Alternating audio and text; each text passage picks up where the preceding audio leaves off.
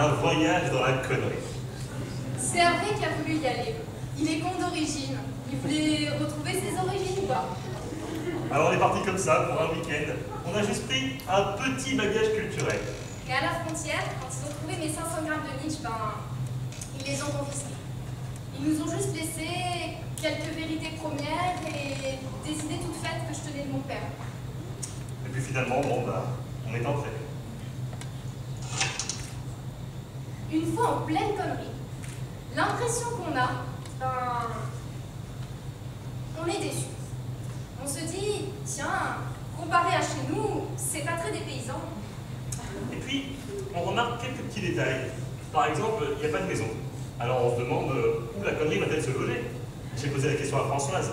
Ça peut être une énorme connerie, carrément un hôtel sorti du sol. Alors, on a pris une chambre à la con.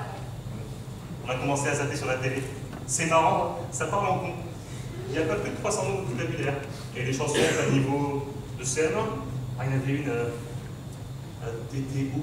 Pas là. Mais t'es pas là. Mais t'es où? Pas là. Mais t'es pas là. Mais t'es où? Comme ça. Et aux informations, ils interrogent toujours dans la rue le premier convenu. Même dans les téléfilms, ils peuvent pouvoir se reconnaître en disant « Oh, ceux-là, ils sont aussi cons que nous ». Toute ambition a été abandonnée pour des questions de rentabilité. Et ils n'ont plus que des chaînes privées d'intérêt. Ils reçoivent très bien TF1 Énergie 12 d'ailleurs.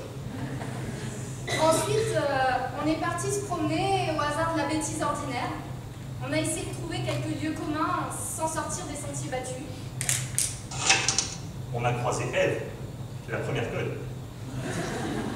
Et on est tombé sur une décharge publique de réflexion hors d'usage sur laquelle fleurissait une pensée unique. Oui, il y avait là quelques politiciens de la récupération qui glanaient ici et là dans les vieilles idéologies fascistes ou marxistes. Et on est tombé sur Jean-Jacques Rousseau, qui avait été balancé là complètement paumé. Il nous a sorti comme ça un truc. L'homme est né bon. Alors là, c'était une telle connerie qu'il y a carrément une ville entière qui a surgi du sol. Jean-Jacques était un peu embêté, bien sûr, il avait voulu dire l'homme est né con. Mais bon, vu qu'il y avait une ville, on est allé la visiter. On a traversé les faubourgs de la vulgarité, très tendance en ce moment là-bas. Le caniveau, il tient le haut du pavé, si on peut dire. Oh, c'était beau, tout avait été tagué par la nouvelle génération. D'ailleurs, on s'est même fait agresser par une bande de jeunes avec l'accent et tout, c'était plein de chats. Pittoresque. Donc le centre-ville, là évidemment, tout est moderne. Ils ont rasé leur patrimoine pour ressembler à une sorte de lycée géant. Où que vous posiez les yeux, de la pub. Sur les murs, sur les toits, sur les bus, des logos, jusque sur les gens. Et leurs boutiques. Il faut toujours que ça fasse américain. D'ailleurs, même leurs enfants ont des prénoms américains. Bon, évidemment, il ne faut pas passer à côté de la permanence du Front National.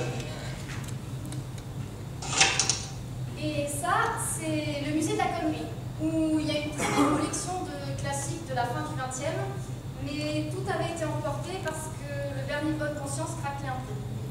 Oh, c'est en sortant du musée qu'elle a failli se faire renverser la pauvre. Faut dire, il y a beaucoup de cons qui conduisent. C'est assez spécial. Là-bas, pour avancer, ils n'appuient pas sur l'accélérateur comme chez nous, mais ils appuient sur le klaxon. Ah, fallait les voir. À tous les feux rouges.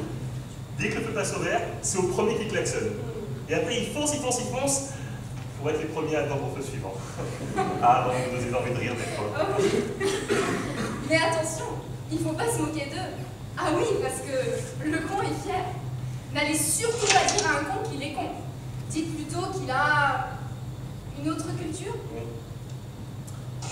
Oh, ça, c'était un monument d'absurdité. Le monument aux morts pour rien. C'est très con aussi de mourir pour rien. Il y avait là une liste d'anciens cons battus, avec une petite épitaphe, la raison de leur mort n'ayant aujourd'hui plus aucun intérêt, c'était de même donner la mort dans l'indifférence générale. Ah oui, évidemment, on ne pouvait pas repartir sans aller faire un tour dans un supermarché. C'est un temple incroyable. Ils vendent les fringues d'été en hiver et réciproquement, pour que, surtout, on ne puisse rien acheter. On a trouvé de ses souvenirs. Le shampoing avec de l'après-shampoing dans le même shampoing. L'autoradio, oui, mais à télécommande. Le collant énergisant. Le smartphone non tactile. Enfin, on était très contents de notre séjour, mais quand on est rentré, on descendait de l'avion à Nice. Et là, un steward nous a dit bon séjour à Nice. Vous avez pris pour des cons. En vacances. Ah, j'ai mis un coup de boule à cet enfoiré. Et moi, un coup de lacrymo dans la gueule. Faut pas déconner.